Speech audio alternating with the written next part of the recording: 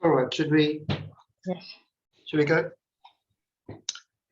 So,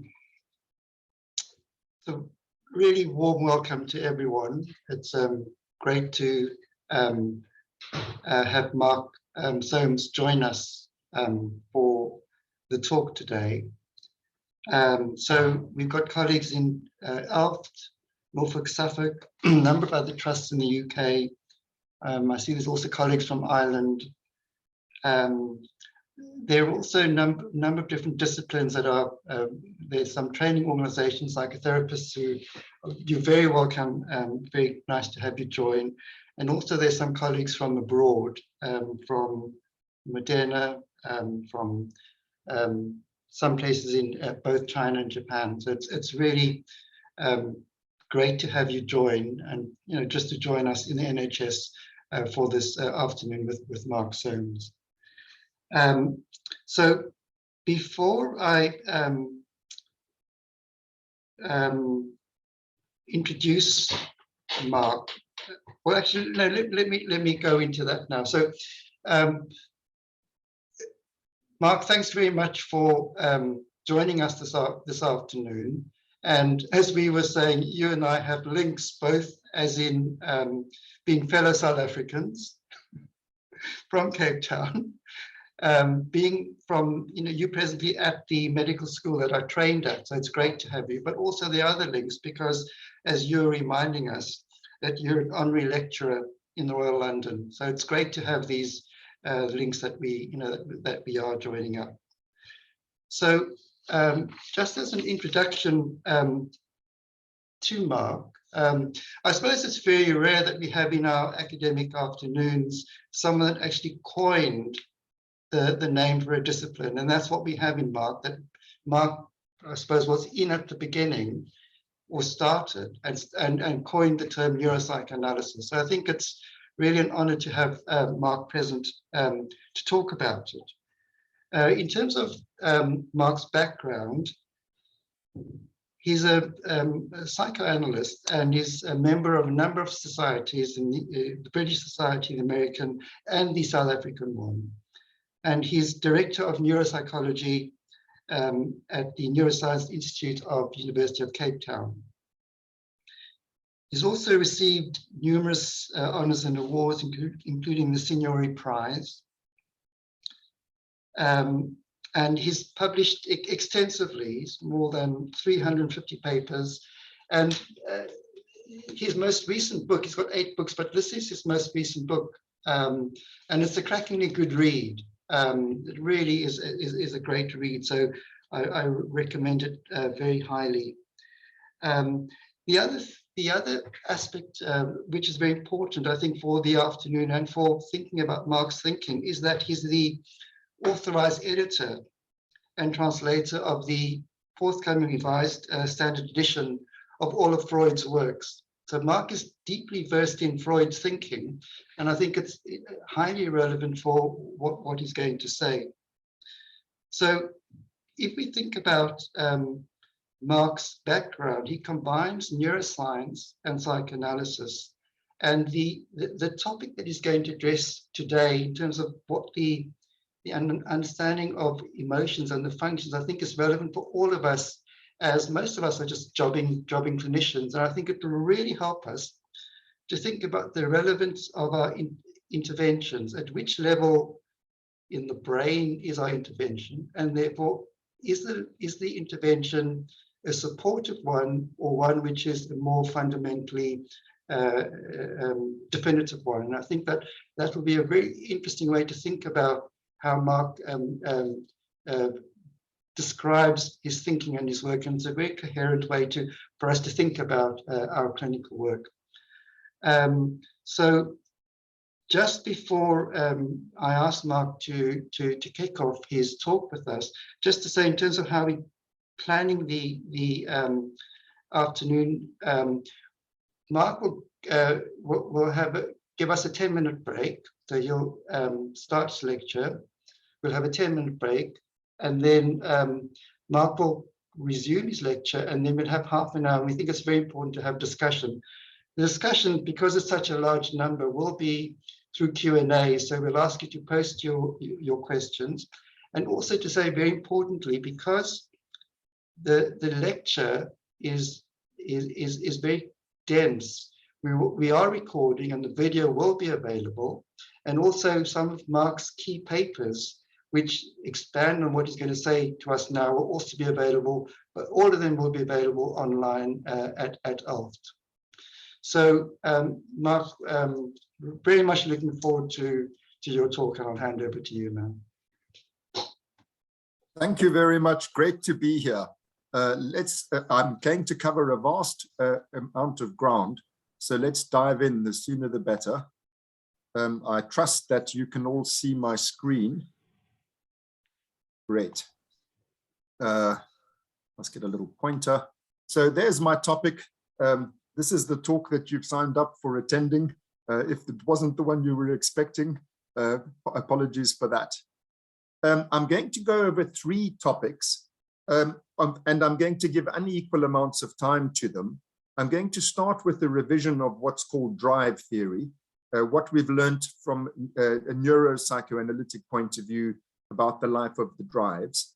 Then I'm going to move to a revision of what we call the unconscious in psychoanalysis.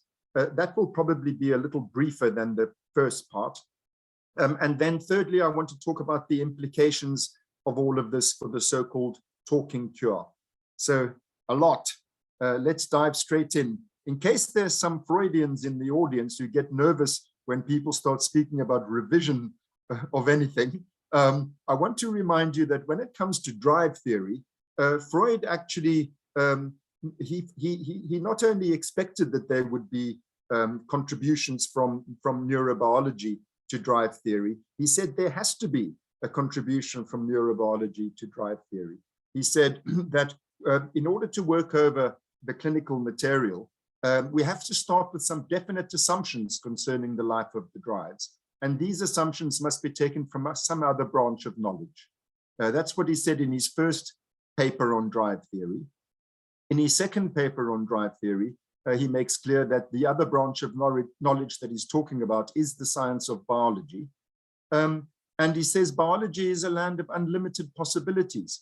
We may expect it to give us the most surprising information, and we can't guess what answers it will return in a few dozen years. A few dozen years have passed.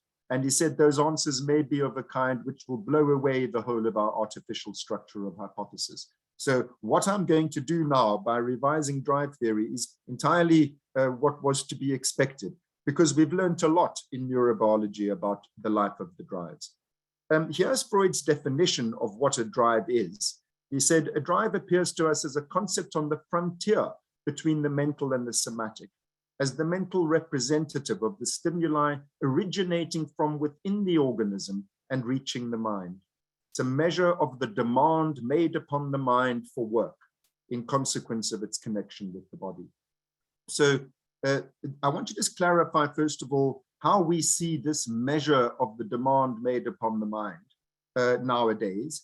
And then I'm going to go into the vexed question of how many drives there are, classifying the different drives. And you'll see why that's so important when I get there. The way that we think about the measure of the demand made upon the mind for work is in terms of homeostasis, something that wasn't known in Freud's time. I'm slightly cheekily calling this nirvana. What it really is the settling point. This is where the organism needs to be. You need to be at roughly 37 degrees Celsius. If you move away from that, you need to return to it. You're too hot or you're too cold. That's a problem. The body has to perform work to get you back to your required temperature range, your required blood gases range, your required hydration, and all of that. All of these physiological parameters, those are reflexes, autonomic reflexes regulated by homeostasis, but that's got nothing to do with the mind. When it comes to emotional drives and some bodily drives like hunger and thirst, you feel them. You feel I'm sleepy, you feel I'm thirsty, you feel I'm in pain. That's the same thing. It's a deviation from your settling point, but you feel it as an unpleasant feeling of a particular quality. So pain and thirst and sleepiness and the need to defecate and the need to obtain oxygen if you're in a carbon dioxide-filled room. All of these are unpleasant, but they're unpleasant in different ways. And it's those categories that I'm going to come to in a minute. As you return back to your settling point, it feels pleasant. And the whole point of these feelings is to resolve uncertainty about what must I do? How do I get back to where I need to be? And the feeling tells you you're going the wrong way or you're going the right way. So feeling is very important in regulating our voluntary behaviors, what we must do in states of uncertainty. So I've used the example mainly of bodily drives here, but they're not of interest to psychiatrists and psychotherapists, the bodily drives. Much more important is the emotional ones. So for now, I just want to say they work in exactly the same way, the emotional drives. So for example, we need to stay safe. That's our settling point as far as the drive for safety is concerned. And if you're not safe, you start to feel anxious, you start to feel fearful. That's an unpleasant feeling. And you don't know what to do. If you're doing the right thing, you'll feel the relief of restoring safety, and then you go back to your settling point. So that's how drives work. They all work that way, and we call it homeostasis. This is the demand made upon the mind to perform work, remember. Now, having got that straight, let me dive immediately into how we classify the emotional drives in affective neuroscience and in neuropsychoanalysis today. I'm going to just go through this dogmatically because there's no time to pore over all the research that led us to these conclusions.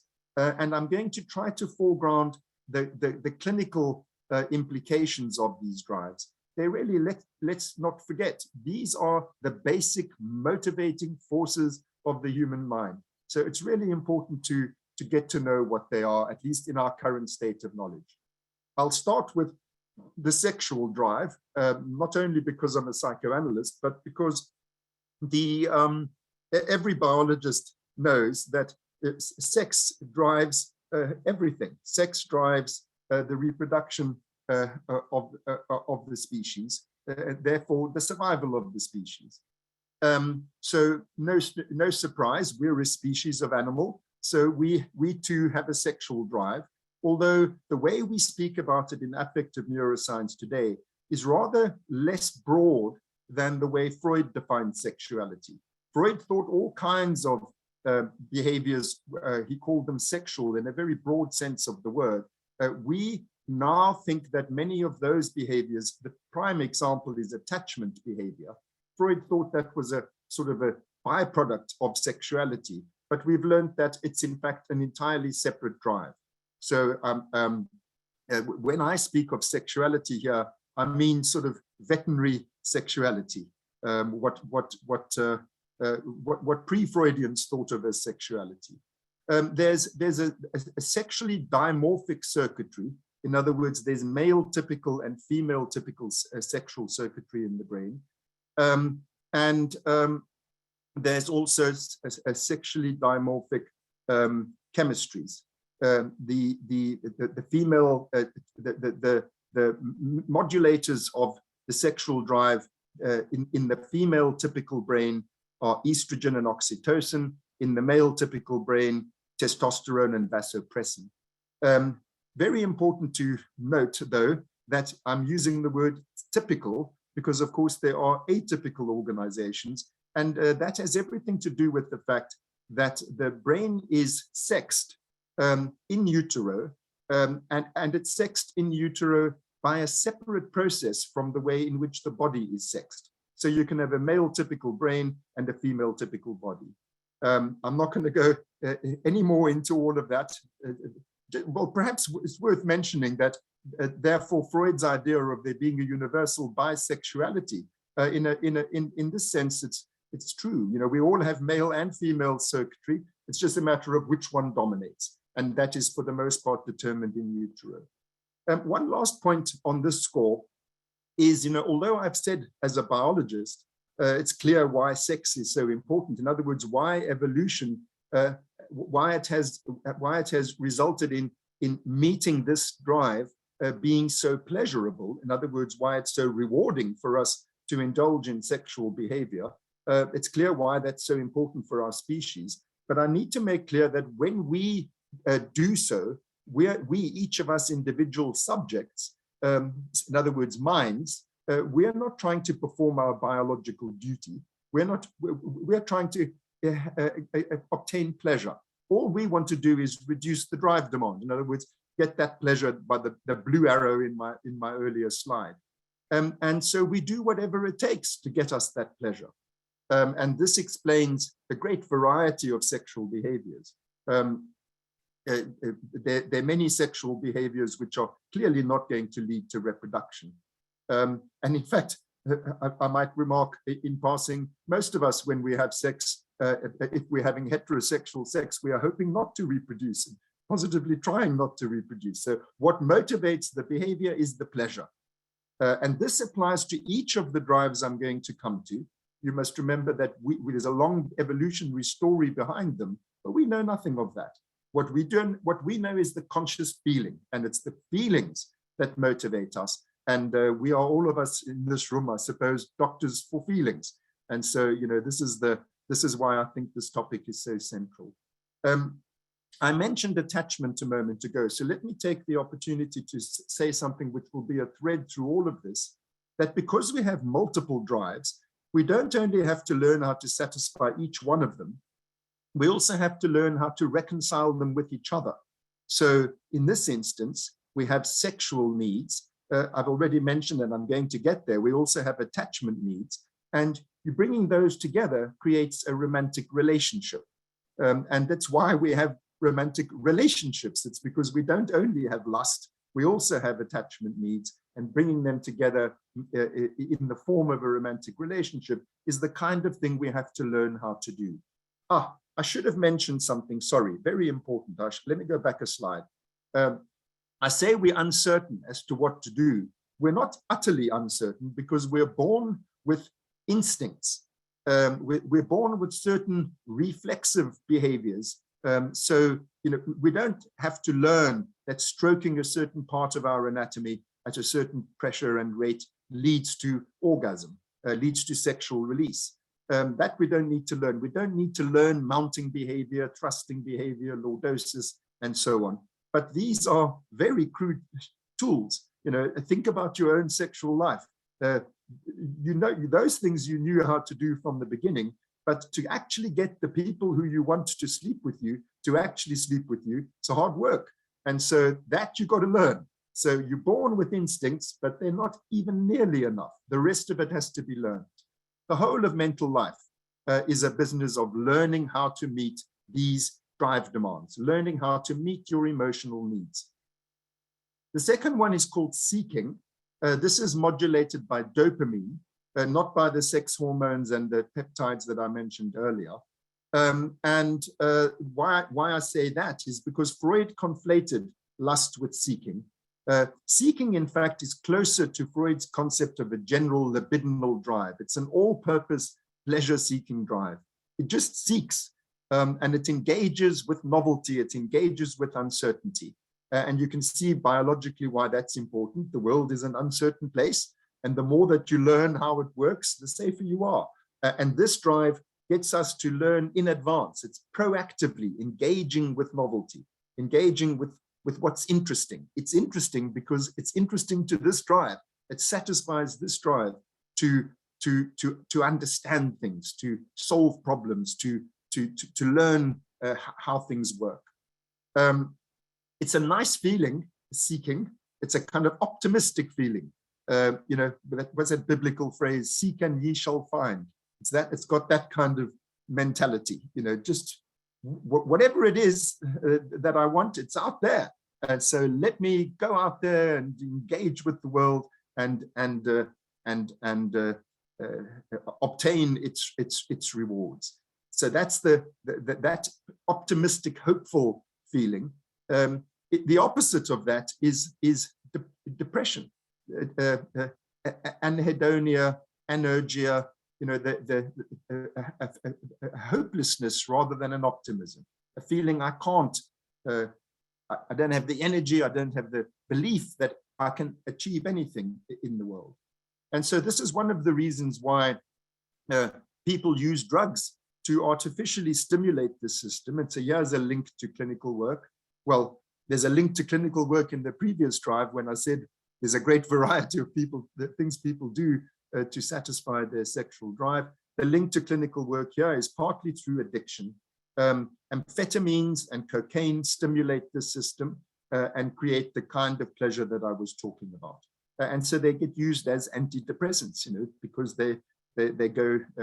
But important in this drive also is conditions like ADHD, which revolves around exactly this drive. Too many things being interesting, and mania. You can artificially produce mania by chemically stimulating this circuit.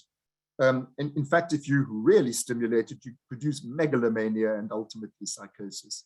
But I'm again, remember, I must apologize. Everything I'm saying is just headlines. I can't drill down into. I have to resist the temptation to tell you more things. So that's seeking, and that's some of its clinical implications. When you go out into the world in the positive expectation that your needs are going to be met there, then, as the Americans say, shit happens. And so we have several drives to deal with the shit that happens. And this is the first of those. It's called rage, hot aggression. And here the homeostatic settling point is there's no impediment, nothing standing between me and the objects of my needs. If there is, it's frustrating and irritating and angry making until eventually you're really enraged and then you attack. Affective attack is the instinct that we are born with. But as you know, you can't attack everybody and everything that gets in your way. So this is the learning process I was talking about earlier. Like this one, seeking, you can't, it's despite what the Bible says, it's not true that, seek and ye shall find. You don't always find what you're seeking. So the taming of this manic optimism is an important part of learning from experience when it comes to the seeking drive, like going from mania to the depressive position where it's, you can't always get what you want. That's the learning about seeking. Here it's the learning about, what else can you do other than just attack? So we have to temper these instinctual primitive tendencies and learn from experience how better to manage these drives. Rage, of course, conflicts with fear. That's one reason why you can't attack everyone who frustrates you. And you have to learn not only who you can and who you cannot attack, but you also have to learn what else to do. Likewise with fear, here I've already mentioned we have a need to stay safe. And if we're not safe, if we're in danger, we feel fear. And then we have an instinctual response to that, which is freezing or fleeing. But if all you do whenever you feel fearful is to freeze or to flee, you would have a big anxiety disorder. So you have to learn again what else to do, how better to manage, and in all various contexts. Of course, there's not just one response that fits every context. You have to learn in different situations how to deal with your anxieties. It's not only learning how to deal with them, other than that instinctual response, it's also a matter of learning what to fear. We have some innate triggers of fear, like heights, dark places, snakes, creepy crawly things, the objects of the common phobias. But then we have to learn from experience that, for example, a live wire, there's no evolutionary preparation for what happens if you touch a live electrical cable. You do it just once, and then you learn, oh, that's like a snake, and then it becomes a fear object. And by the way, this is important clinically. We learn in different ways in relation to these different drives. So for this drive, you need just a single exposure. It's called single exposure learning. You touch an electrical wire, a live one, once, and you get a shock, and then you have fear for that object forevermore after that. It's got good evolutionary reasons. You can see why. You don't want to try again. You were lucky you got away with it the first time. But it also has clinical implications, because fear conditioning is incredibly inert. Once like we see in PTSD, and then it becomes overgeneralized. Every time you hear a loud bang, you think you're being shot at, even when it's patently not. So it becomes overly generalized because fear conditioning works like that. Much more I could say about fear. Got to move on. One last thing I'll say about it is we don't call it anxiety, we call it fear, because there's another kind of anxiety, which we call panic. And fear anxiety is utterly different from panic anxiety. In the case of fear, you're escaping the object that's triggered the feeling, whereas in the case of panic, it has to do with separation and loss. And so this is the attachment drive that I mentioned earlier. The homeostatic settling point is my caregiver is near to me. And if you become separated from your caregiver, you feel panicky. And then there's an instinctual prediction, an instinctual response, what we're evolutionarily prepared to do, which is to cry and search. Mama, you lost me. And that's called a protest behavior. So the feeling that goes with that protest behavior is panic. Then, if you don't establish reunion, according to this instinctual prediction, by the way, let me just say there again, of course, that's not enough. You can't cry and search for mummy every time you have to learn, well, she'll come back. It's okay. Let me contain my anxiety. And that depends on what kind of attachment object you have, of course. Maybe she doesn't come back reliably, in which case, it becomes a harder task to learn how to manage this need to have a loving, caring object keeping you contained and held and safe. So learning how to do that, learning how to obtain this feeling. Oh, and this one is mediated, I should have been mentioning the chemistries. This one is mediated by mu opioids. And that has everything to do with the fact that you become addicted to your caregiving object. In fact, the first addiction is attachment. It happens during the first 6 months of life, and thereafter you're addicted. So when things go wrong with this drive, it's one of the things that motivates our patients to take opiates. Opiates are artificial substances that do the same thing as having mummy close to you. So, opium, heroin, morphine, the opiates, it's important to, well, it's also important to understand not only in relation to the addictions, but also in relation to the classification of psychopathologies. In OCD, we find not only in terms of functional neuroimaging, but also in terms of self-reports. When we measure the affect in OCD, it's not fear anxiety that predominates, it is panic anxiety. It's a separation type of anxiety. It's trying to regain control of an object that's at risk of being lost. But now let me go back to this. So that's the acute response. Then we shift to grief, what Bowlby called despair. So it's from protest to despair, or from panic to grief. That's when it's not separation anymore, but rather loss. So it's not, I'm losing her, she's gone. And it's in all mammals, you see this, by the way, actually birds too, when it comes to this drive, that initially there's protest, then there's despair. There's a long biological story about why that happens, but the shift to despair entails a shutting down of seeking. So remember, I said the instinctual response to separation is the separation, distress vocalizations, and searching. Then there's a giving up hope, which is a shutting down of seeking. And so this is a biphasic drive.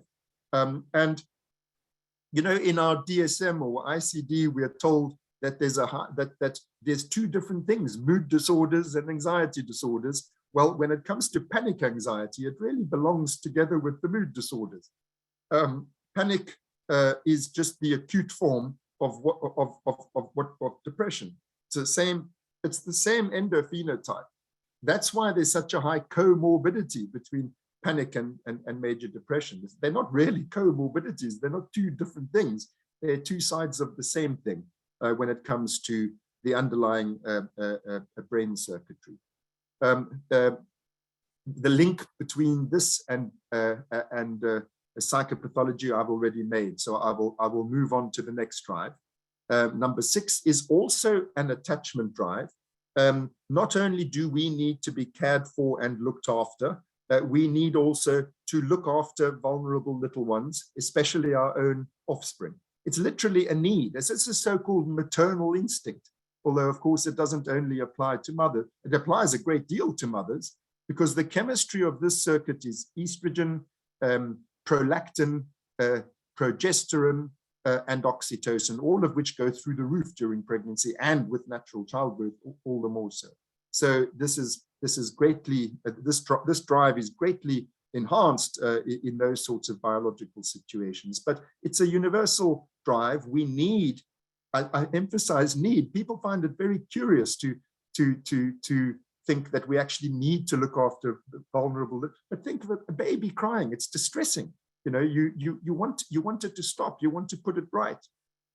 And we have natural instincts that we're born with about picking up the baby, rocking it, motherese. These are things we don't learn, but as every parent knows, it doesn't always work. It's not enough. So we have to then learn from experience how else to meet this need, this need to, and here postpartum depression is an important clinical picture that goes with this drive, because you know some of us don't feel as if we can cope with this demand. We don't have the confidence, we don't altogether want it, and we're overwhelmed by it. And that's got everything to do with the thing that I said is a red thread, but I haven't been explicating it along the way, that these drives conflict with each other. So care, we need to care for the little vulnerable one, but it's also, you know, we have other needs. And so we don't only feel nurture and care toward our babies. We might in fact feel irritated by them getting in our way because we want to do other things. And so the conflict between care and rage is very important clinically, as is the conflict between the other attachment drive, panic, grief, and rage. You know, when mummy is gone, it's not just mummy, I want you, mummy, where are you, which is panic. It's also mummy, where are you, you know, which is rage. That's why I like that word of Bowlby's, protest. This alludes to Bion's old saying, you know, the good object absent is a bad object present. A missing good object is a frustrating bad object. You know, where the absent mummy is in the way of me getting the present mummy. And so these kinds of conflicts are ubiquitous. I mean, just think of romantic relationships, which I mentioned earlier. You know, there's lust, which has to be reconciled with attachment. Remember, attachment is a mummy type of feeling. It's quite hard for people to reconcile lustful feelings with affectionate bonds. Think of the Madonna Hall syndrome. This is quite a common difficulty. So I said that those two have to come together to have a romantic relationship. But there's also care in romantic relationships, and whose romantic partner never frustrated them. Yes, so there's also, you know, conflict of rage comes into it. And as much as you want to keep your loving attachment object close to you forever and always, the seeking drive is always saying, but what else is available? You know, so this illustrates, I think, quite well all of these conflicts. In fact, what illustrates all of these conflicts exceedingly well is the Oedipus Complex. Think about the Oedipus Complex in terms of what I've just said to you. You know, in your first object relationships are in your family, and there's where the lust drive is going to be expressed, and the rage and the fear. You know, think about the superego formation is out of rage. It's the conflict between fear and rage and attachment. So the guilt and the fear that we feel in relation to the primitive superego is the expression of these first object relationships, the first attempts to meet these needs in relation to the people, that the environment that we find ourselves in. And the conflict between all of these different tribes just is the Oedipus complex. But we have one further drive to help us along with all of this, and that's called play. Play is, many people are surprised, in fact, they're disbelieving to be told that there's a drive to play, that we need to play. But we do. Not only us, all mammals, in fact, all of the drives that I've told you about, they exist in all mammals. So, this shows you how primitive. These are 200 million years old, these circuits, because that's when mammals appeared. So we have a common ancestor who already had these drives 200 million years ago. So they're very deep, very ancient, very primitive, motivating forces of our species and of our patients and of our beloved selves. So why is there a need to play? It seems, you can see why you need to stay safe, and you need to get rid of frustrating obstacles. You can see the biological value of sex and so on. But play, by definition, it's not even real. It's play. So, how can this be a biological drive? But empirically, observably, every mammal species plays, ours too.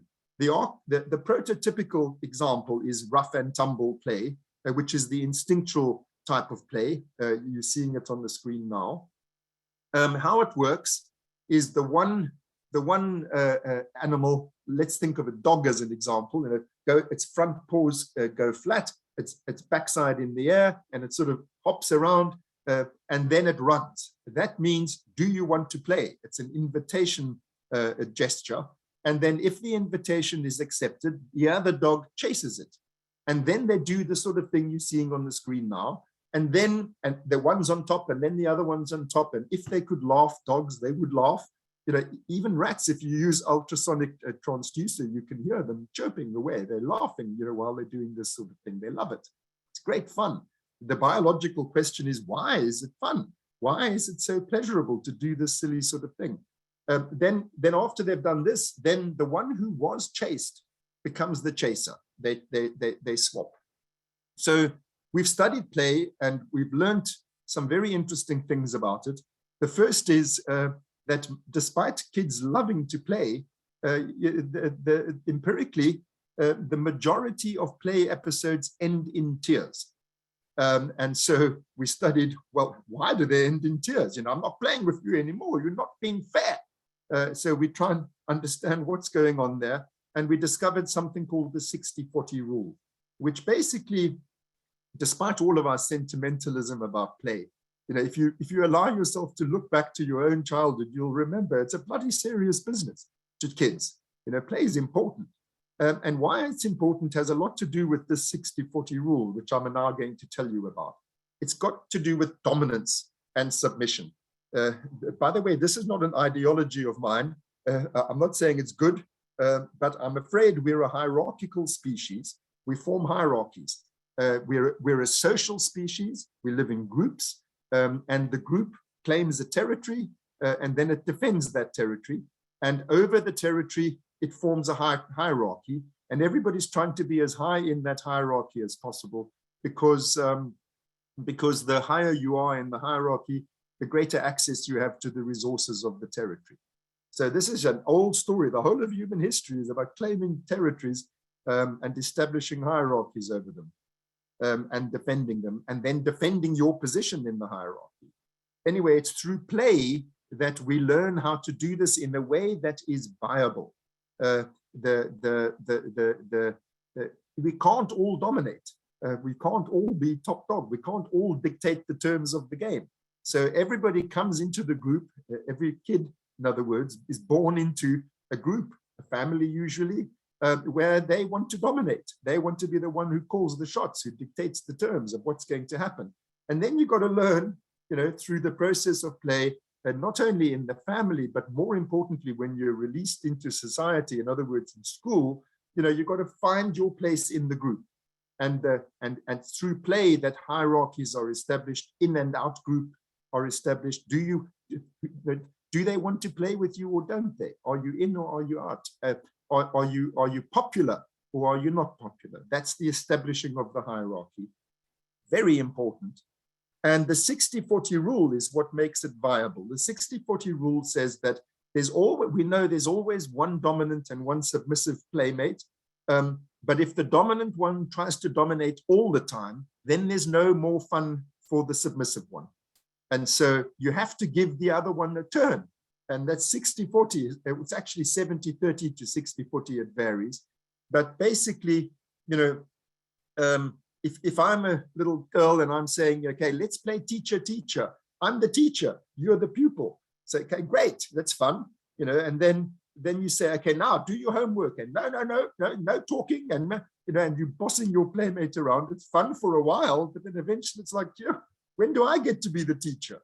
Or can we play another game, please? And so reciprocity, mutuality, turn-taking, play is all about that and learning how to do that. You can see some clinical conditions coming to mind where of people who don't learn how to do that. It's the establishment of the development of empathic capacity to see things from the point of view of other minds is necessary if you're going to learn how to play and to get the reward, the fun that comes with play. I'm talking there about autism spectrum disorders, but not only those. There's lots of character pathology and the like, which arises out of inability to learn how to play. The other important thing about play is it has to be as if. It can't be real. So, I lock up my brother. We're playing cops and robbers. Please note these games. There's always a hierarchy: teacher, pupil, cop, robber, mommy, baby, doctor, patient. The king of the castle, dirty rascal. It's this is how the kids are negotiating the hierarchy. So I'm playing cops and robbers with my little brother, and I'm the cop. He's the robber. I lock him up. Yes, haha, I'm the robber. You locked me up. That's fun. As long as I then give him, I let him out, and then he gets to be the cop, or he decides on some other game. If I just leave him there, then I'm not playing cops and robbers. I've locked up my brother, and so it's not a game anymore. So that's the 60-40 rule is one aspect of the learning how to play by the rules. But another important boundary or rule in play is it mustn't be real. So if it becomes real rage or real fear or real sex, like the doctor-patient game, it's got a lot to do with lust. I can get to examine the little girl next door, because I'm the doctor. But if it becomes actual sex, actual violating of her boundaries, then it's not play, it is sex, it's lust. And so the obeying of that rule, learning how to obey rules is a very important part of learning how to play. There's so much more that I could say about play. I will just say that it's through that we learn how to meet through the safety of play, because it's not real. We learn how to meet all of our drive needs in the pretend mode. And so learning affect regulation, learning how to meet my needs in relation to the needs of others. It's a very important, and going back to the Oedipus situation, which I mentioned before I got to play, in the Oedipus situation is best navigated in as if mode, so all of these feelings I told you about earlier, which conflict with each other, if any of them becomes too gross, too real, like real incest or real violence between child and parent, then it's very hard for it to be done in fantasy, in symbolized, in play. Play is everything to do with symbolization. And you can see why I'm so frustrated that I can't tell you more, because the things I'm telling you point to how terribly important for our clinical work is. A patient who can't play is in terrible trouble. Now, those are the 7 drives, 7 emotional drives, and I've given you indications of how they link with psychopathology. It's now 10 to the hour. So perhaps that's a good, before I go on to my next topic, which is a revision of the theory of the unconscious, let's take a break, give you a breather. I'll end with one last remark, in fact. Drive theory, as I've just explicated it to you, is the bridge between psychotherapy and psychopharmacology, between psychological psychiatry and biological psychiatry. This is our common ground. You can see how interventions at a pharmacological level are addressing exactly the same systems that I'm saying on the psychological level. We have to learn through development how to meet these emotional needs. So I'm all for finding common ground between fields. So I thought I'll say that quickly before we break for 10 minutes. So we'll start again on the hour. I'm not going anywhere. I'll just leave my screen on.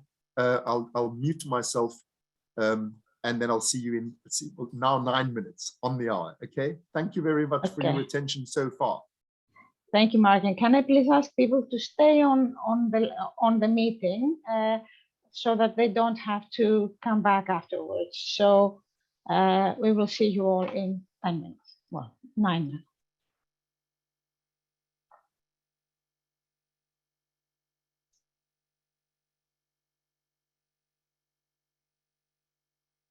Minutes to go.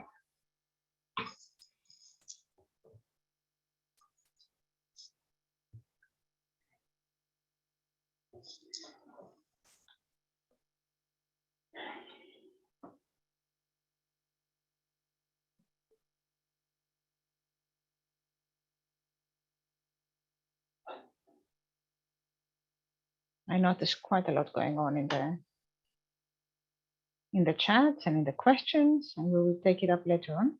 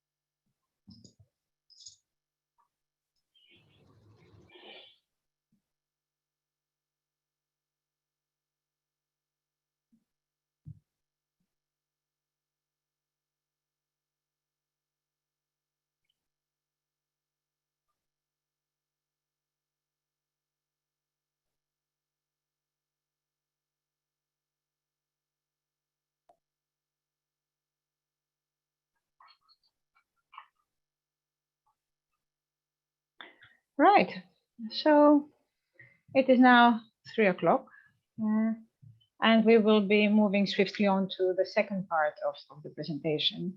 And I will write to remind the participants to keep their questions coming through the Q&A, please, so that we can look at them afterwards and have time to think about them. And I would like to take this opportunity to thank, of course, Mark for coming, and medical education, our colleagues in medical education, Charmin and Alex, for helping us. But I also want to send a special thank you also to Tennyson, who has organized all this on behalf of ELFT and has done, together with Mark, such a wonderful job of setting it up. So without further ado, we're moving on to the second part of the presentation with the very interesting and promising title of Revision of the Theory of the Unconscious. Mark, thanks very much. Thanks, Anastasia, and thanks, Tennyson. So I told you I'm going to cover 3 topics. I've only covered one in the first stint. I've only got half an hour left for the other 2. So even more than in the previous one, I'm going to really, I could easily spend a day on each of these. In fact, I frequently do spend a day on each of these topics. So please remember, I'm only giving you the absolute bold basics, and there will be papers, links to papers in the YouTube recording of this talk. So about the, oh, it's frozen. Wait, I need to do something here. Next slide, there. I'll introduce the topic of consciousness and the unconscious by going back to this slide. Previously, I had the word uncertainty here. We need to be here in relation to each of those drives. We need to be at our set point. An unpleasant feeling means there's a demand for work, there's drive demand. We're uncertain about what to do. Pleasure tells us what we're doing is working. And this resolving of that uncertainty leads to the laying down of predictions. Memories, learning has everything to do with prediction. Memories are about the past, but they're for the future. The whole point of learning in the past is to be able to better predict the future, what to do, what works. And once we've learned something that works, we lay it down as a memory. And from now onwards in this talk, I'm going to use the words memory and prediction synonymously. The crucial point is that if you have predictions that work, then you don't suffer unpleasure, you don't suffer feelings. And so the more you have go-to solutions that you can automatically execute, the better. The more you're going to stay within your homeostatic range. So odd as it may seem, what we're actually aspiring to in mental life is to unconsciousness. You know, this is something becoming conscious, and we want to get rid of that demand. We want to be in nirvana, as I said, the word I used for the set point earlier. And by the way, there's a whole long story there about Freudian drive theory and the pleasure principle and the nirvana principle, and I'm not going into all of that. But just to link it to psychoanalysis, so this is the pleasure principle. It's the id, the demands upon the mind for work. The mind is the ego, and the ego does the work, predictive work, which is learning from experience. And so, as I said, odd as it may seem, really, we're trying to, the ego is aroused, is activated by feelings, and then the cognitive work is the work of trying to resolve those feelings and trying to return back to the non-conscious state. Feelings drive consciousness. Conscious cognition is the resolving of the uncertainty, feeling your way through the problem, but the ideal is to be back at the set point. So I told you it sounds odd. I say the id is conscious and the ego aspires to be unconscious. Freud said, of course, the id is unconscious, but he should have said cognitively unconscious. Of course, the pleasure, there's no such thing as a pleasure that you don't feel. The pleasure principle is a consciousness principle, but it's a feeling type of consciousness. We are conscious of the id through feelings. That's what feelings are. They are letting you know how you're doing in terms of meeting your drive demands. The ego, which is governed by the reality principle, is trying to learn how to resolve our needs. In other words, learn how to regulate our feelings and to return to the state of there not being any demand for mental work. There's, as you can see, a lot more I could say about that, but this is the guiding principle for what I'm going to say now about the unconscious. The ego aspires to be unconscious, by which I mean that it doesn't want to have predictions which keep on coming back to consciousness, which means they need revision. So if you have a prediction and it works, then you don't need to be conscious because you've got an automatic go-to solution. You only need to be conscious when you're uncertain. So as I keep saying, consciousness, what we call short-term memory in cognitive neuroscience. In cognitive neuroscience, short-term memory just is the system consciousness in psychoanalysis. And long-term memory, we divide between declarative, which means can come back to consciousness, which we call pre-conscious in psychoanalysis, and non-declarative, which means unconscious, can't come back to consciousness. So the crucial point here is that short-term memory is a very small place. It's very limited. Consciousness is even smaller than Freud thought. It's a very limited resource.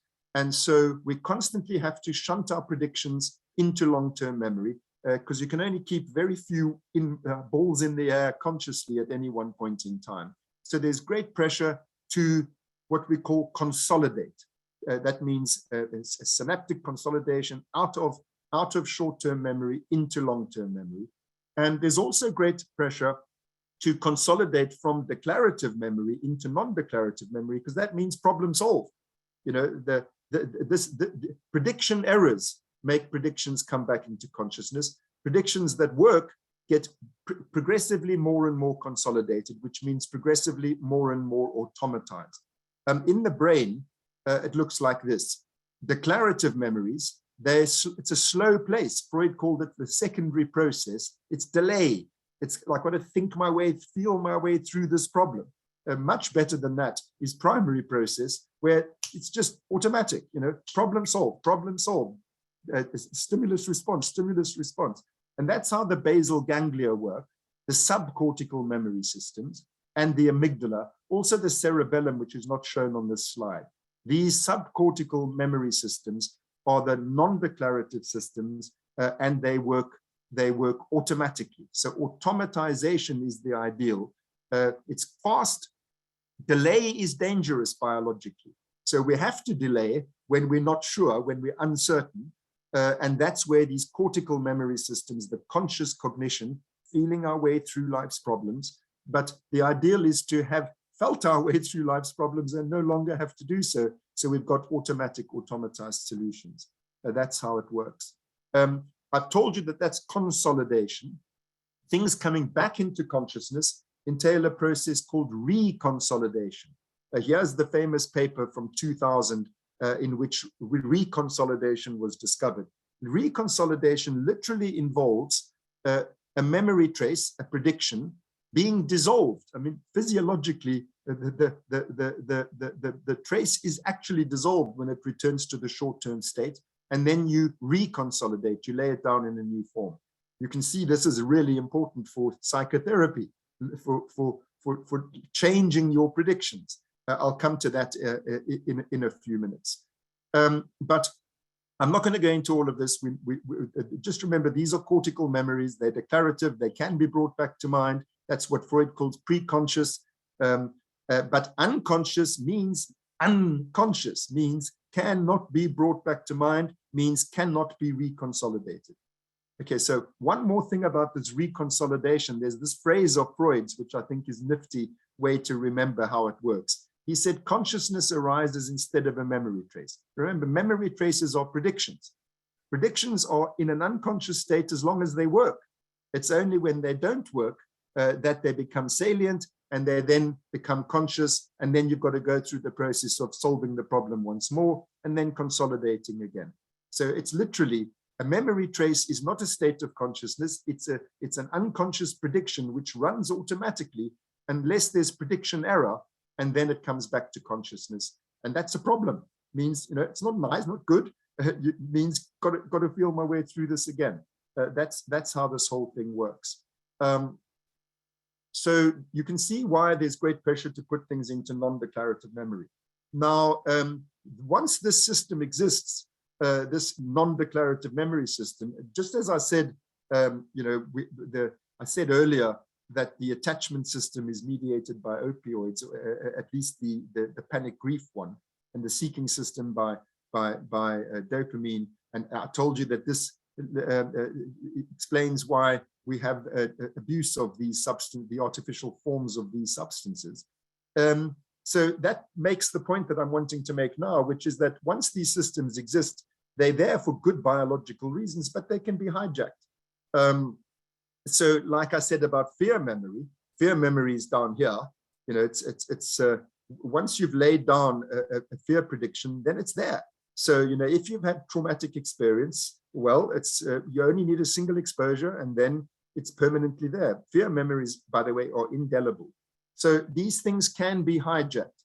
Likewise, the attachment system, you know, you attach to whoever is in the first 6 months, whoever seems the most reliable. That's a slow memory process, by the way, for obvious biological reasons. Somebody looks after you once doesn't mean they're a reliable caregiver, unlike fear. Unlike, you know, a traumatic experience, you don't want to repeat it. So once is enough. But, you know, if you've got good objects to attach to, that's great. You can choose this object or that object. But what if your choices are a rock or a hard place? A depressed mother or an alcoholic, violent father. Do I attach to the rock or the hard place? Okay, we'll go for the rock. And then it's non-declarative, it's automatized. And a very important thing I should say is that when we are born, we only have non-declarative memory. The cortical memory systems haven't evolved yet. So all of the predictions you lay down in those first 2 formative years of life, 2 to 3 years of life, all of them are non-declarative, which means, I remind you, cannot be reconsolidated in consciousness, means permanent. There's a phrase we use in cognitive science for non-declarative memory. We say that non-declarative memories are hard to learn and hard to forget. The emphasis is on hard to forget. They're not all of them hard to learn, as I said about fear, but all of them are hard to forget. The reason is because they can't be reconsolidated in consciousness. So they are relatively long. I mean, when I say they're practically indelible.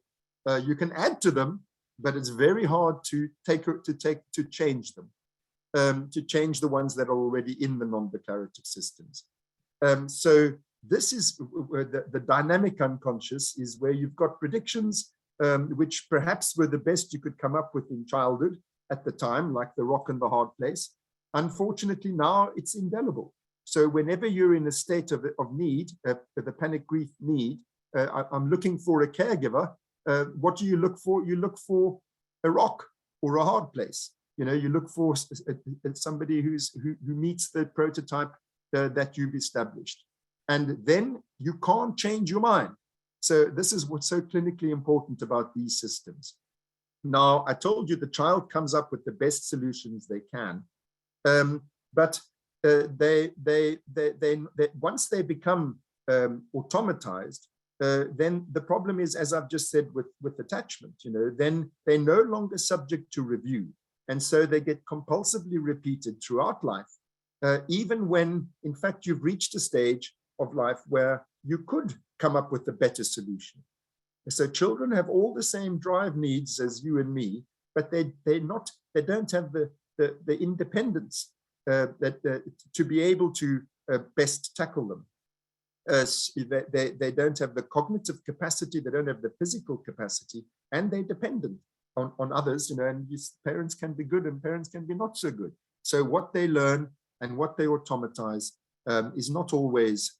We all have bad habits, so this is enough to prove my point that in the non-declarative memory systems are not only great solutions, there's some not so great solutions, which we then, because they are unconscious, automatized, not subject to review, they can become a burden.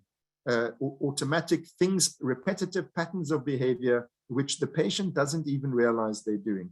So what we call repression in psychoanalysis, it's just the child overwhelmed by the need, overwhelmed by the feeling. Like, think of a little kid. I told you about the play situation. You're born into a family. You want to be the boss. You can think with your little short-term memory as much as you like. You're never going to work out how to become boss of the family when you're 3 years old or 4 years old. You can try. The parents always are in charge. When do I get to be in charge? Think. Never going to solve it. I don't want to be one of the babies. I want to be one of the parents. I want to be one of the ones who makes babies. How do you make babies? Let me think.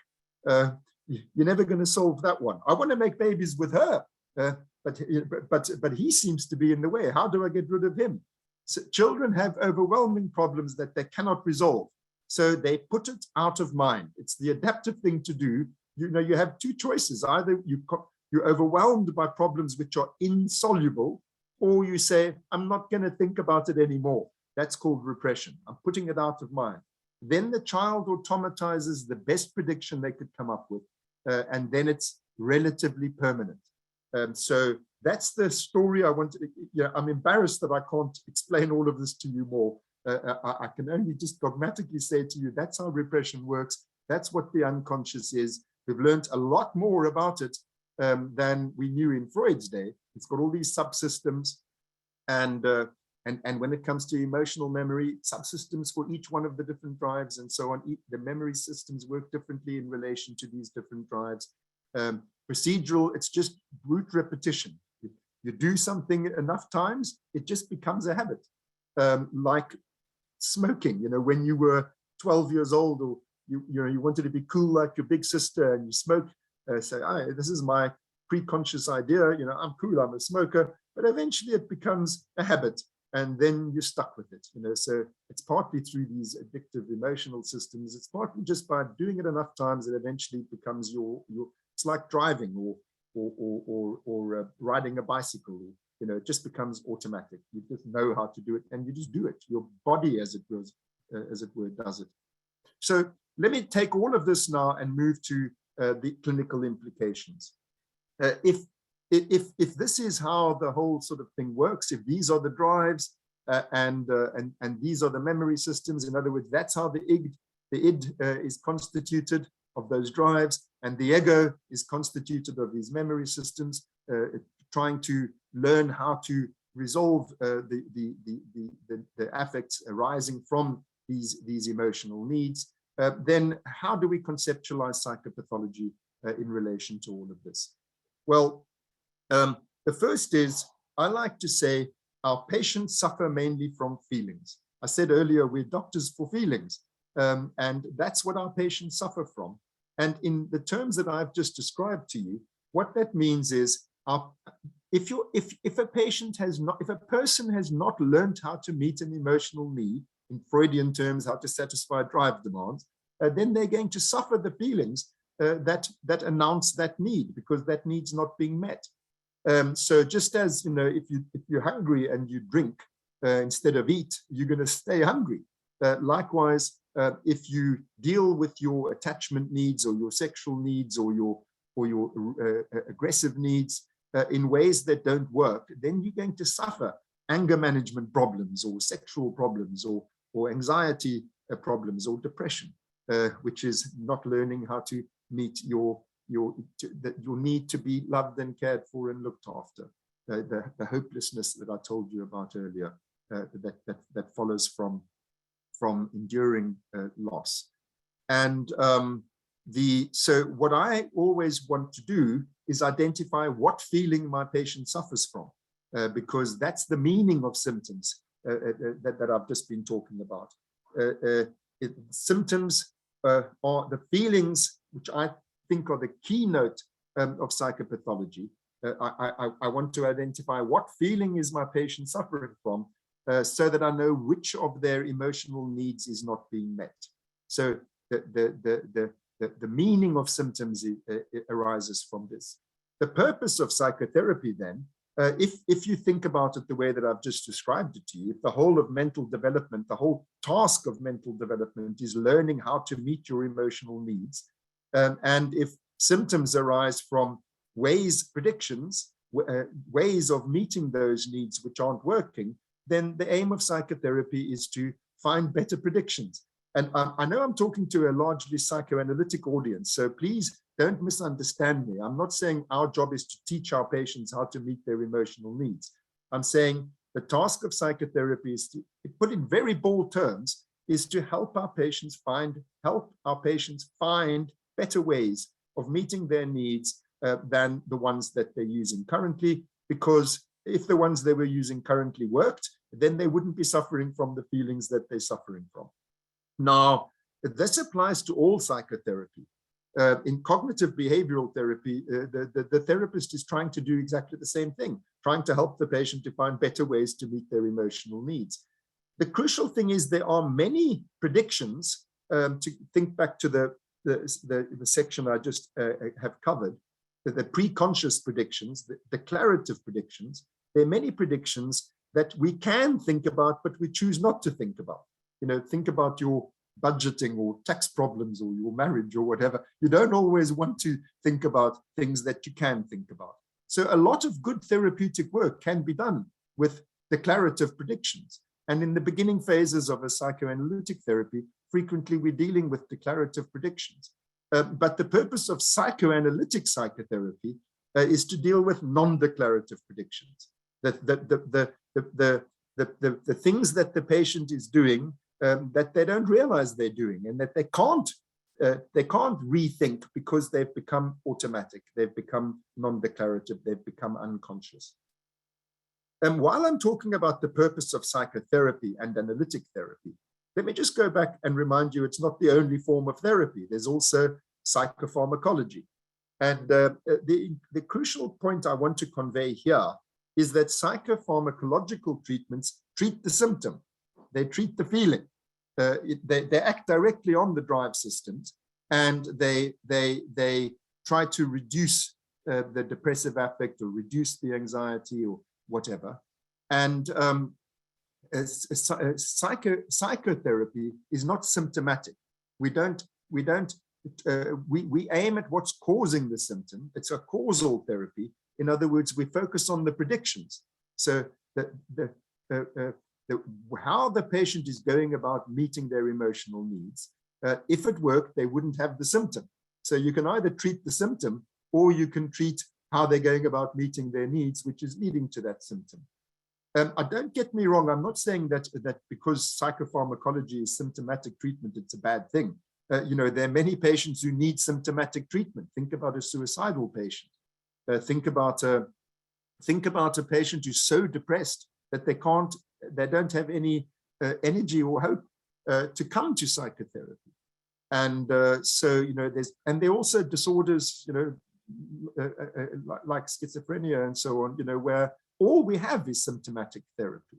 So I'm not saying that it's a bad thing. I'm just wanting to be clear that you can either treat the symptom, or you can treat the prediction that's giving rise to that symptom. And that's what psychoanalytic therapy does. But how can we do it? Because the patient can't bring to mind their unconscious predictions. And so, they can't reconsolidate them. It's literally impossible. So what do we do? By the way, in old psychoanalytic theory, we were told that we undo repressions. You can't undo repressions. I hope you can see what I'm saying. Like we used to say, the nuclear complex of the neuroses is the Oedipus complex. Okay, so then what do? Must we bring the Oedipus complex back to consciousness? The patient remembers the Oedipus complex. We must undo the repressions. I mean, how many of your patients have remembered the Oedipus complex? Oh, thanks for reminding me, doctor. Gosh, yes, now I remember that. You just don't. That's not what we do. We do something else. So I want to make clear what that something else is. The patient can't remember their unconscious predictions, but they can repeat them. They enact them. And that's what we call transference. Transference doesn't, by the way, only happen between patient and analyst. Transferences happen, they're ubiquitous. They are transferences from the primary objects onto present day objects, not just the analyst, all the present day objects. So the way to identify what the patient, what their unconscious prediction is not to get them to think it, to remember it, to bring it back to mind so that they can reconsolidate it, but rather to show them in their behavior what they're doing. That they can see because they're doing it now. So the aim of transference interpretation is drawing the patient's attention to, can you see that you're doing this thing over and again? And I don't use these words, of course, but I'm just wanting to convey, can you see you're doing this thing over and again? Can you see it's meant to have this outcome? This is why you're doing it. It's meant to meet that need. Can you see it doesn't work? Then the patient, and can you see that's why you're suffering from this feeling? That's when the patient has the opportunity to rethink their prediction. And I really can't say more about it than that. I'm terribly sorry, there's not enough time, but that's what the main thing in psychoanalytic therapy is, making the patient aware of their repetitions, their enactments in the transference with all of their objects, so that they can become aware of how they're going about meeting, especially the need in question, the one that they're suffering from, so that they have a chance with their adult mind to rethink the situation and to lay down new predictions. So the importance of working through is that the laying down of new predictions does not extinguish the old ones. So the patient, they see the truth of what you say, but then they do it again. And that's inevitable because the repressed prediction is not extinguished. So the working through is basically saying, you did it again. You did it. Can you see, that's the same thing. You did it again. Eventually the patient says, I did it again. I did it again. And at the end of the treatment, or the end of the treatment is announced by when the patient starts saying, not I did it again, but I'm doing it again. Then they have voluntary control. They then can change here and now as they're enacting their repressed prediction. They don't, and then slowly you consolidate new predictions alongside the old ones. You can always get worse again because the old ones are always, you always go back to your bad old ways. But the new ones become the go-to predictions because they work. I was going to say a note about defense, but I don't have time. Sorry. So here's the last slide. This is how we work neuropsychoanalytically. We start by asking ourselves, what feeling is the patient suffering from, classifying it. Then that clarifies what kind of transference we're looking for. It's about fear, it's about panic, it's about lust, etc. So we know what kind of object relationship lies behind, what category of object relationship is the crucial part of the transference. And then we look for that pattern. We look for a pattern that explains, that fits with. I mean, by the way, transferences are not hard to see. Okay, the patient does it over and over again. And then we look to the history to try and reconstruct why are they doing just this. And then that repressed prediction is what needs to be brought to the patient's attention. There's so much more I could say. In the 2 minutes that remain, remember I said I wasn't going to say the thing about defense. I will mention it here. Is that our patients come to us suffering from feelings. Repression is inevitable. So how come everybody isn't, because all children have needs they can't meet. So they all lay down infantile, childish, wishful predictions. We call them wishes because they are not realistic. So all kids do that. And so then they suffer feelings. They don't know why, because they don't, the prediction is now unconscious, but because the prediction doesn't work, the prediction error is inevitable, so they suffer feelings. They don't just do that happily, so they institute defenses against the feelings. That's the crucial point I wanted to make. So defenses are not the same as the laying down of the predictions. They're aimed at meeting the needs. The defenses are aimed at the failure of the prediction, what Freud calls the return of the repressed. It's the feeling that returns, and defenses are then utilized against the feeling. So it's important to notice that transference, which is the repetition of the prediction, is not the same as defense. And if you think that everything that the patient is doing is transference, and you don't recognize that some of defense is, the interpretation of defense involves, can you see you doing that in order not to feel this? And then the patient says, yes, I know, but I got no choice.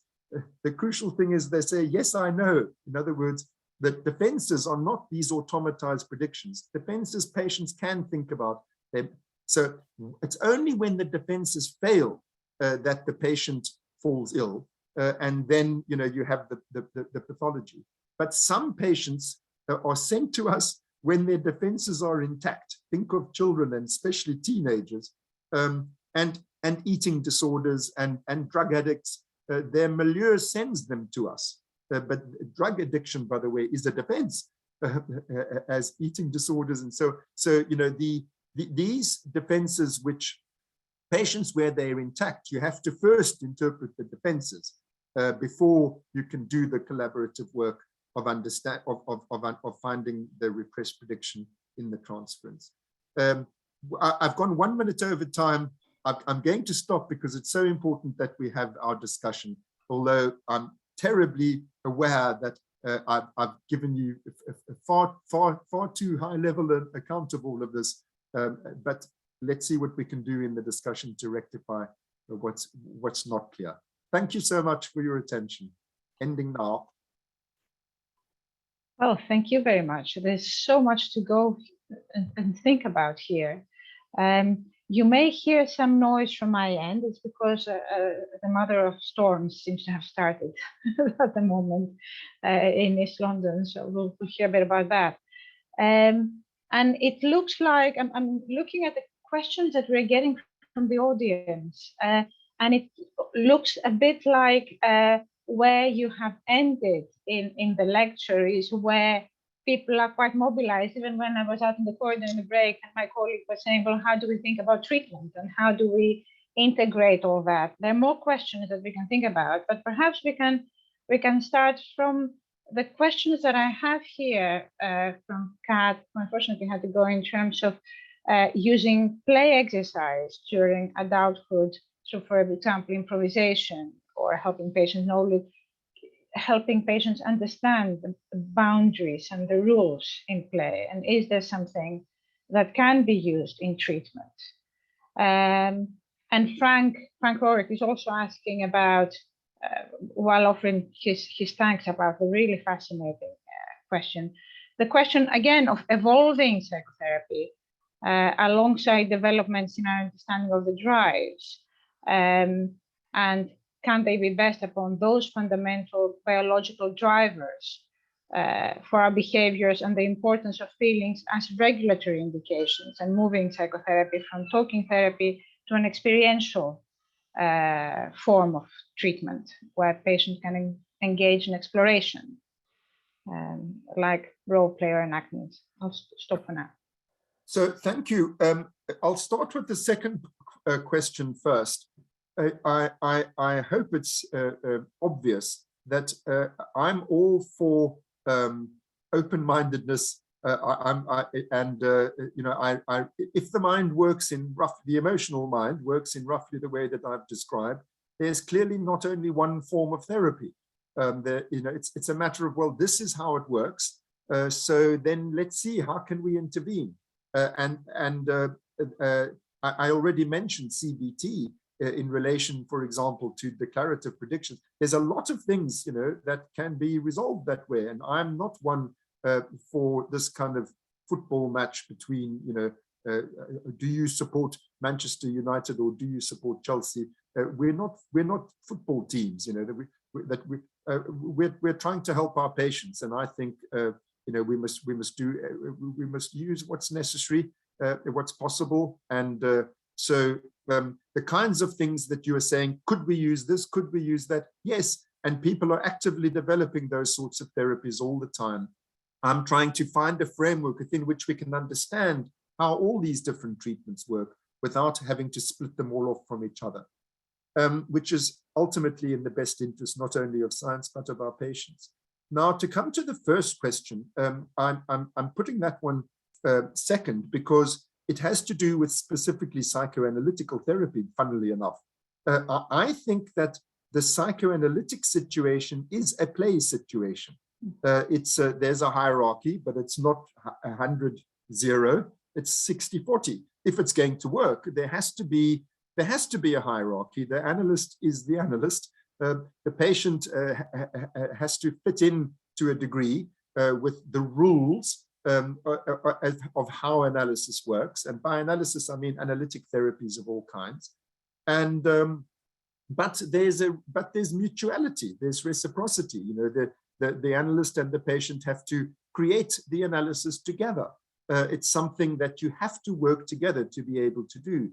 And in order for it to work, you have to obey the rules in terms of, it's 50 minutes, it's on this day, not that day, not whenever you want to come. And also the rule of it's not real.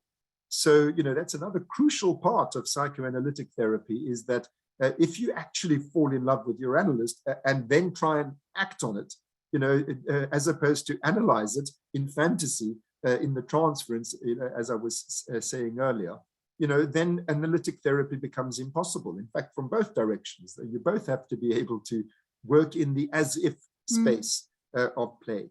So the question you asked, I know you phrased it slightly differently, which is that can we actually have play exercises and so on? I actually think that patients who can't play can't use analytic therapy for the reasons that I've just said. Yeah. They're too concrete, they're too they can't tolerate the boundaries and the rules and whatever. And helping the patient by analyzing what they're doing, helping the patient to understand the ways in which they can't play, which I wouldn't use that word with the patient, but it's, this nature of difficulty inducts them into being able to use analytic therapy, which inducts them into learning how to play.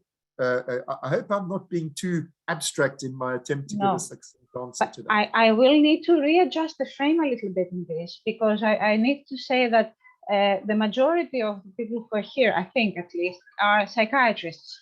So they do have the biological background, and they will be trained in a variety of therapies. So it's not exclusively psychoanalytically orientated, and therefore our questions are coming from all sorts of.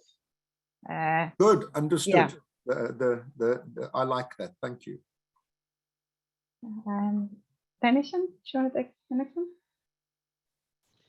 So this is one for clarification, and the question is drives, emotion, feelings. The terms seem to have been used somehow inconsistently and partially overlapping. Could you give a differentiating definition? Okay, so, these terms, sadly, different scientists use these terms differently. And so all that a scientist can do in present state of things is make clear how they use them, so that you're making clear what you mean by for example, an emotion. So, the other word that I've used a lot is affect. So people speak of affects and emotions and drives and feelings, and you need to. There's also the word need I've used quite a lot. So for me, needs are the lowest level in the hierarchy of things I'm talking about here. Needs can be met autonomically, like, for example, blood pressure regulation and so on. Respiratory needs are, for the most part, dealt with automatically. It's only when you're in a state of uncertainty that you become aware of your need to breathe. Like now you're in a carbon dioxide filled room, you don't have a prediction, and then you become aware of air hunger or suffocation alarm. So needs are, I think of them as unconscious things until they make demands on the mind for work. Then I call them drives. So drive is a demand made upon the mind for work, as opposed to a mere need. And when I said that they dealt with autonomically, I don't only mean autonomically in terms of the vegetative nervous system, I mean automatically. So if you've got a learnt response, which is automatized and stereotyped, then again, there's no drive. The drive is when there's uncertainty. How do I meet this need? I don't know. Now the mind has to do predictive work, which means come up with new solutions. So that's what I mean by drive. Affect for me is the subjective experience of the drive. So affects are the feeling of the drive. It's the subjective dimension of drive. And I do use the word synonymously from third person point of view and first person point of view. They do really mean the same thing. I know for Freudians, drives are unconscious things, but to me, if it doesn't give rise to the feeling is the drive, the affect is the drive. Like hunger, you're burning up your glucose in the adipose tissues, that's a need. But when you get hungry, it's a drive. And if you don't feel hungry, then you don't have a hunger drive. They are different from classical Freudian nomenclature. I think affect is the subjective dimension of drive. Then emotions are a subset of affects. The hunger is an affect, the need to urinate is an affect, pain is an affect, disgust when the retching feeling, these are all affects, but they're bodily things. The emotions are that subset of affects which have to do with needs in relation to other agents, other minds, for the most part. It's a rough and ready definition, but it's not bodily, it's emotional. Things like, missing your brother has nothing to do with your body. So we use emotion for those needs, which I've tried to define there in a too succinct a way, therefore probably not clearly enough. Then I use the word feeling because so many people say, but you can have unconscious emotions. They're not always felt. So I use the word feeling to denote that aspect of affect which you're conscious of, and nobody can doubt that if you don't feel it, it's not a feeling. And why I say that is because, for example, of defenses against feelings makes you not feel them, you know. So and it's not only defense here, but I'll just conclude with that, because there are other ways in which you can not, you know, I will just mention one of them. For example, people speak of unconscious emotions, in the way that Freud spoke of the unconscious. As I said, it's cognitively unconscious, but it's affectively conscious. And so, you know, because people speak about unconscious emotions in that kind of way, like you show a patient on a tachistoscope, I mean, a research participant on a tachistoscope, subliminally, this face A, and it says underneath that, it says rapist. And then here's face B, and underneath that, it says philanthropist. Then supraliminally, you show them the two faces, you say, which one do you prefer? They say face B. Then that's supposed to be evidence for unconscious emotion. But actually, you feel a preference for face B. You just don't know where it came from. So, you know, I use the word feeling whenever I want to make sure that my audience understands I mean something that is consciously felt. Because of these kinds of methodological problems, people using words in funny ways, and because of defenses which make the patient not able to feel what they otherwise would have felt if they weren't doing this thing, which is a defense, which makes them not feel it. And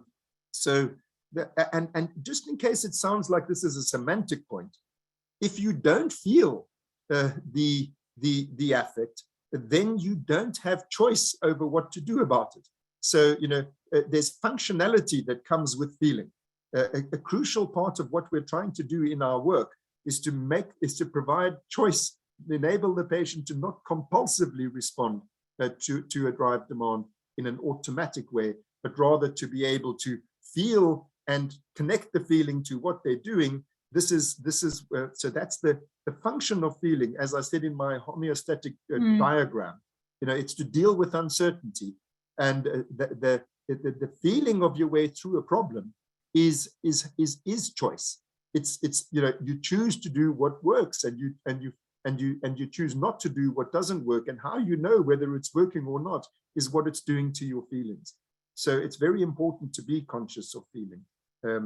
It's, I think, a pivotal mechanism in terms of how we make choices, which is the essential feature of voluntary behavior, as opposed to automatic behavior, you know, where there's no choice. Thanks. I think it sort of fits here to ask a couple of questions together, one from Anne Ward and another from Sabas Castillo. From the diagram, it looks like the neocortex is a subset of non-declarative memory. Could you expand on that? And then the next one is then repetition compulsion, can it be connected to the non-declarative memory experience? Well, yeah, again, the second part should be answered first, because that's simple. Yep. It's the answer is just yes. The whole way in which the subcortical non-declarative memory systems work is by repetition compulsion. They are and primary process. And it just means no primary process means no delay. It's just, you know, that there's a stimulus response. That's it. And I've told you why biologically it's a good thing. That's how the basal ganglia, the amygdala, the cerebellum, they work that way, by primary process and non-declaratively, always. This is because they're not images. In the basal ganglia, cerebellum, and amygdala, they are response patterns. These are action systems. So the patient, the way they remember is by doing it. You know, so the memory is the action. But because of literally the form of the memory traces, they are in the nature of A leads to B. It's a response pattern. They don't have the form that can be thought. You can't bring to mind a response pattern. Cortical memory systems. So I'm now going to the first part of the question. Cortical memory systems, no, they are the declarative memory systems. cortical memory systems, and there are two types, there's semantic and episodic declarative memories. Episodic memories are literally reliving the experience. It's like a movie in the head. Semantic memories are abstractions, a sort of third-person abstractions about, like, I was born on the 16th, actually on the 17th of July, but I don't remember it actually happening, but I have this conscious available information. But that's in words. Words are images, as are movies in your head, images. And the cortex literally maps the perceptual sensory motor surfaces and literally reactivates the experience, the image. So, and that has to do with secondary process, the holding things in mind, and the kind of working memory is the other word we use for short-term memory. It's working with the objects in your mind, sort of like resolving in the virtual reality of the mind, a representation of reality. So declarative memory is always cortical memory, which means can be brought to mind, even if you don't want to, can be. And subcortical memory is non-declarative, and it is automatic, which means repetition compulsion. It's always, you just repeat. You don't need to think. There's nothing new here. It's just, do the same thing. And it's primary process. Secondary process is the delay, the thinking, which comes with costs, as I say. So why we try always to automatize. Now, just for those in the audience who are psychoanalytically oriented or educated, I need to make clear that this has all sorts of implications for how we think about unconscious fantasy, for example. Unconscious fantasy is a reconstruction. I mean, even Susan Isaac said this in the controversial discussion. If the child could think what they're doing, it would take this form, but they're not thinking, they're just doing. The unconscious is, so this is a subtle, or maybe not so subtle, it's an important change in our understanding, at least the way we in neuropsychoanalysis think of the unconscious. It can only be known through action. It's a response system. We reconstruct what kinds of thought processes gave rise to those action programs, those response patterns, but they're not anymore in the nature of thought processes. It's also a subtly different way of thinking of transference. Transference is the enactment of a prediction, so there's much more that could be said, but let me stop there.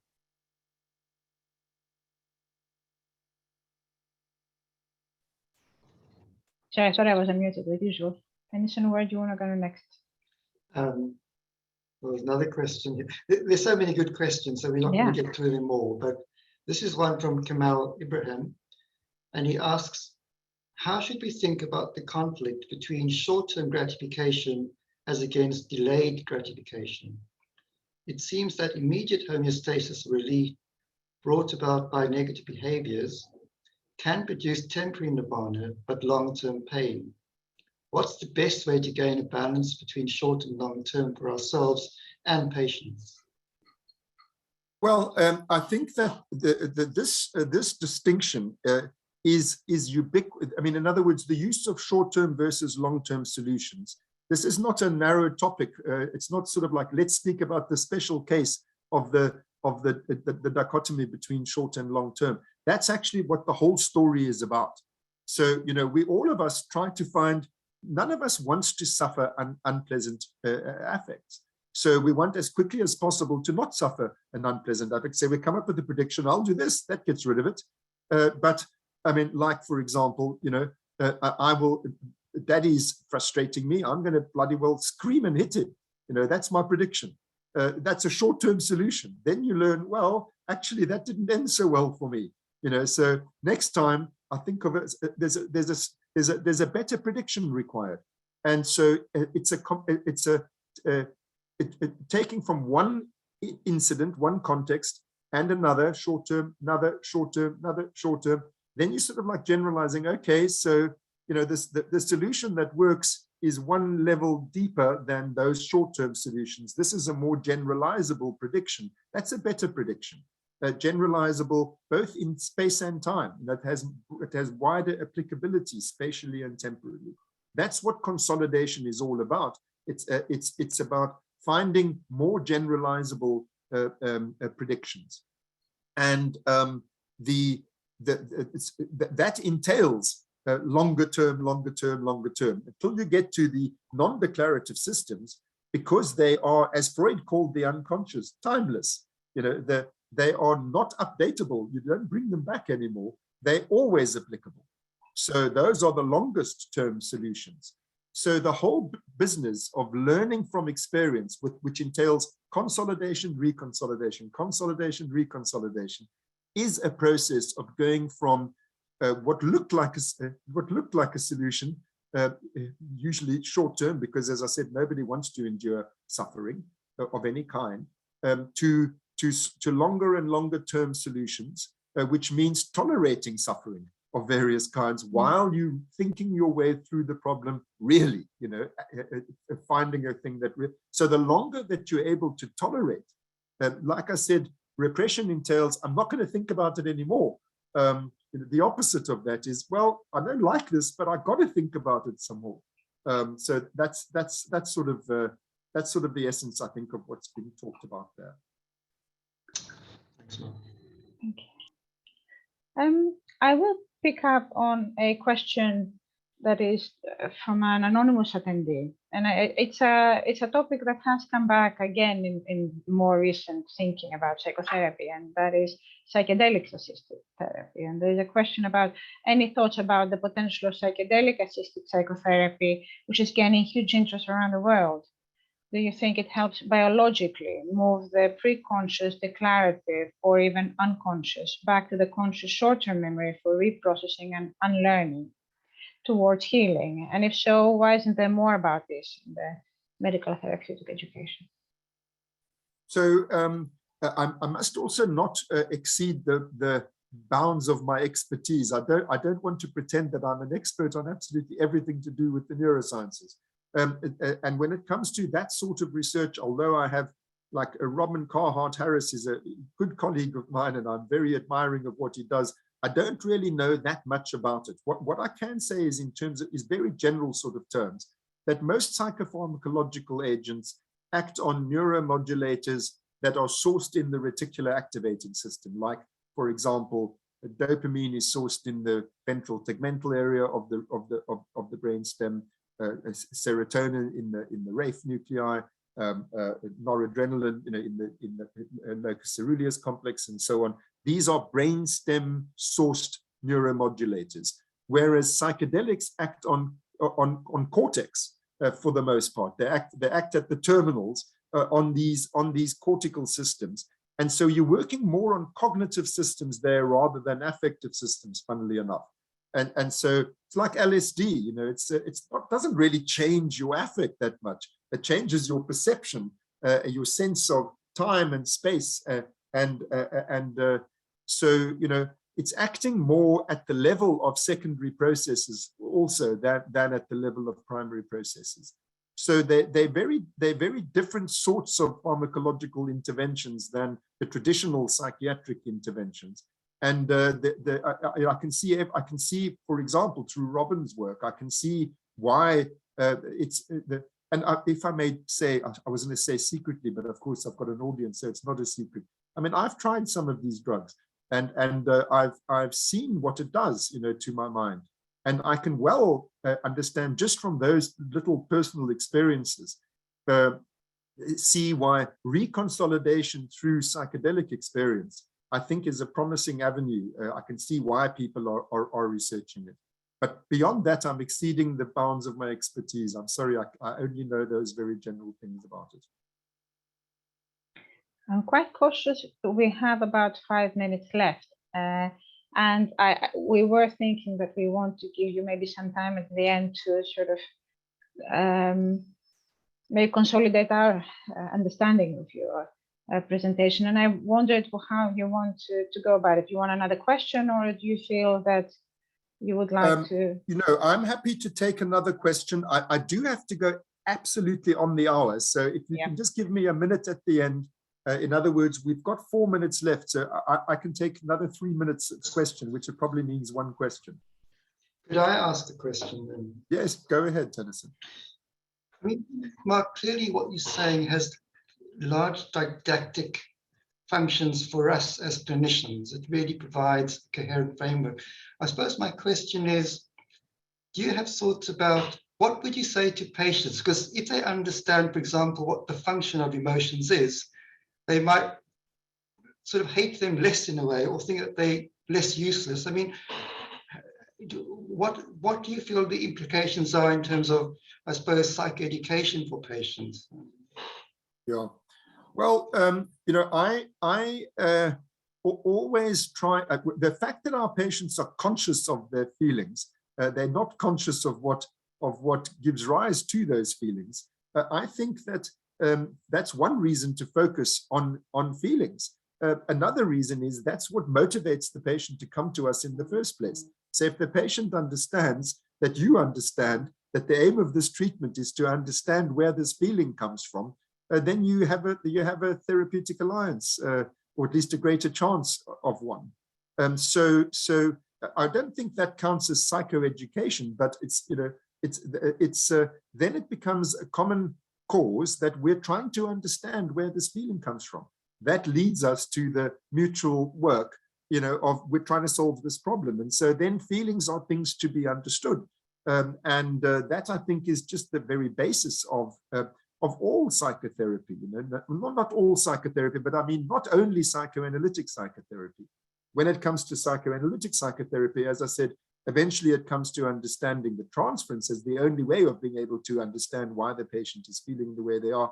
So there too, I mean, I'm not averse at all to, especially with, for example, patients who can't play, you know, to explaining to them why we're doing this, you know, and why we're doing this together, and what we're, and why, you know. So teaching a patient how to do psychoanalytic psychotherapy is not the same as teaching a patient how to live their lives. It's teaching them, you know, I'm not averse, as I say, to explaining to the patient what we're doing and why, and, you know, what this is all about. I hope that adequately, or at least partially, answers your question. No, that's very helpful. Yeah. Thanks, yeah. So, you know, when I just realized at the end of my talk, I didn't show my final slide, which had my email address on it, because I wanted to say to everyone, you know, I've only given you a small little sort of like starter portion tasting of what neuropsychoanalysis is all about. It's a very big field.